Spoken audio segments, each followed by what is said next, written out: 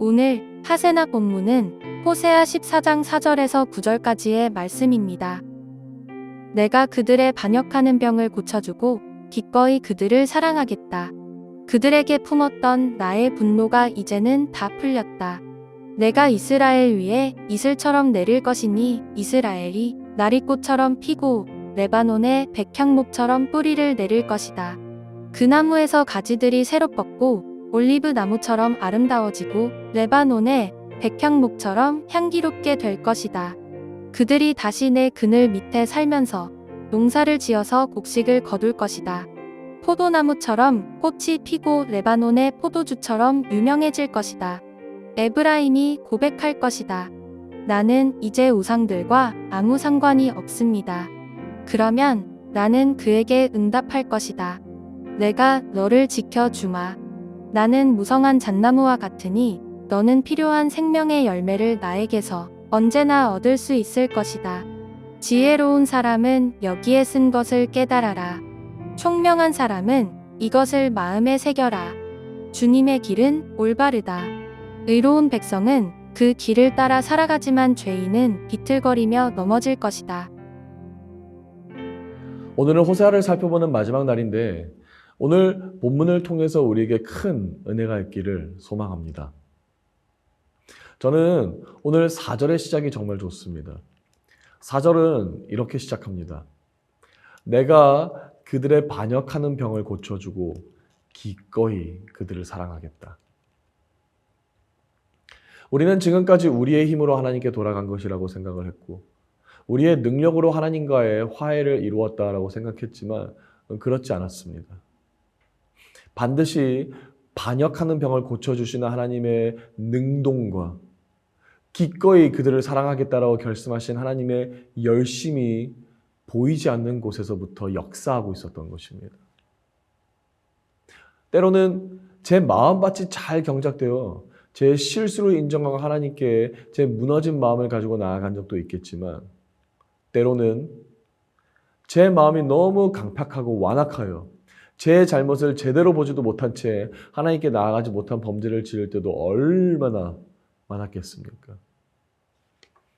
그러나 하나님은 그때에도 그의 형언할 수 없는 열심으로 우리의 반역을 고쳐주셨던 분이며 우리를 싸매어 고쳐주실 때마저도 분노를 겨우겨우 참으시면서 그러신 게 아닌 기꺼이 그리고 아주 기쁘게 우리를 사랑해 주셨던 것이라고 호세아는 고백하고 있는 것입니다.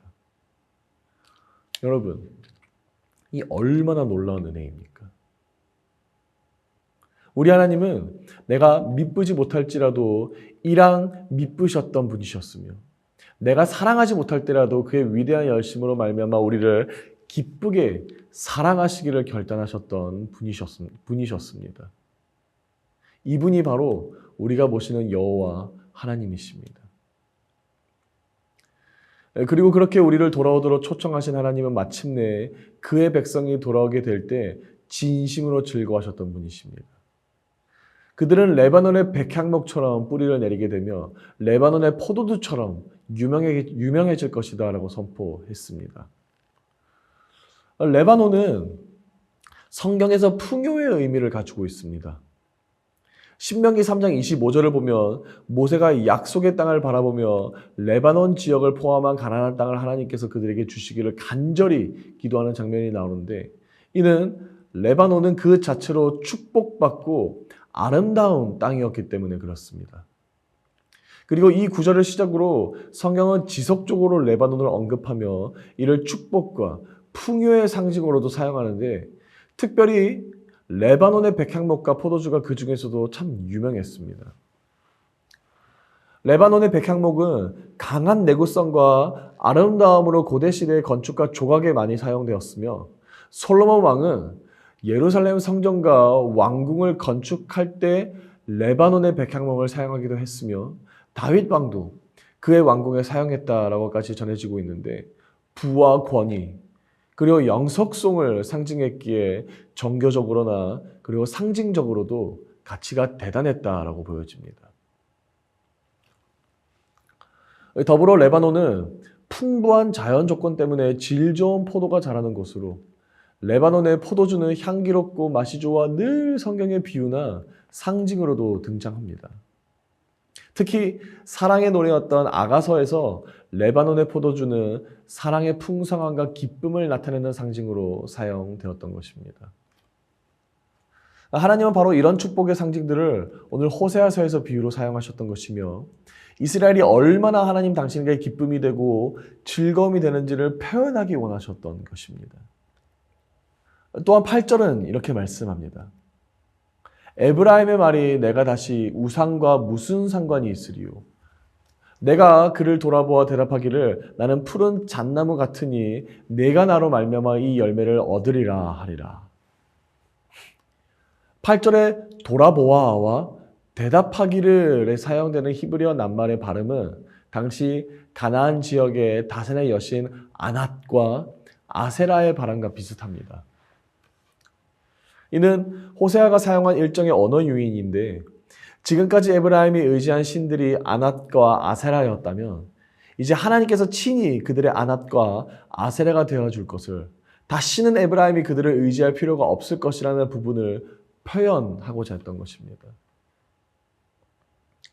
우리 사랑하는 높은 뜻 푸른 교회 성도 여러분, 우리는 이로써 호세아서를 마무리하게 됩니다. 호세아 14장 9절을 마지막 절로 지혜로운 사람은 여기에 쓴 것을 깨닫게 될 것이지만 죄인은 비틀거리며 넘어지게 될 것이다 라고 기록합니다. 사랑하는 여러분, 우리 모두가 세상의 지혜로 가득한 자가 아닌 하나님의 지혜로 가득한 자가 되어 다시는 에브라임처럼 하나님을 의지하기를 멈추지 아니하는 자가 되어 주님의 길은 늘 올바름을 늘 우리를 진리로 인도하심을 믿어 오늘 우리가 원하는 길이 아닌 하나님께서 이끄시고 인도하시는 길을 신실하게 걸어가 우리 믿음의 여정을 완주하실 수 있기를 주님의 이름으로 축복합니다. 오늘의 아시조는 건강한 사회를 위해 우리의 건강을 챙기는 시간을 갖는 것입니다. 식사 시간에는 영양가 있는 음식을 선택하고 몸을 움직여 산책을 하고 주변 사람들과 대화를 나눠봅시다. 나의 작은 실천이 건강한 사회를 만들어 갈 수 있습니다. 오늘의 아시죠? 함께 하시죠.